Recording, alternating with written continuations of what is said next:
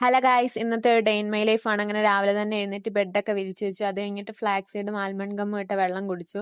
ഞങ്ങൾ നേരത്തെ എഴുന്നേറ്റതായതുകൊണ്ട് ഞങ്ങൾക്ക് ഫുഡ് ഉണ്ടാക്കണമായിരുന്നു. അങ്ങനെ ജാസ്മിൻ ദോശയും ഞാൻ ഉള്ളിക്കറിയും വെക്കാമെന്ന് തീരുമാനിച്ചു. അപ്പോൾ ജാസ്മിൻ ദോശ ഉണ്ടാക്കുമ്പോഴത്തേക്കും ഞാൻ ഉള്ളിയൊക്കെ ഇങ്ങനെ അരിയാണ് ഗൈസ്, സവാള. അത് കഴിഞ്ഞിട്ട് സവാള, പിന്നെ ജിഞ്ചർ, ഗാർലിക് ഇതെല്ലാം അരിഞ്ഞു വെച്ചു. അത് കഴിഞ്ഞിട്ട് ചൂടായ പാലിലേക്ക് എണ്ണ ഒഴിച്ചു. സവാളയും പിന്നെ ജിഞ്ചർ ഗാർലിക്കും ഇട്ട് നന്നായിട്ട് വഴട്ടി. അത് കഴിഞ്ഞിട്ട് മുളക് പൊടി ഇട്ടു.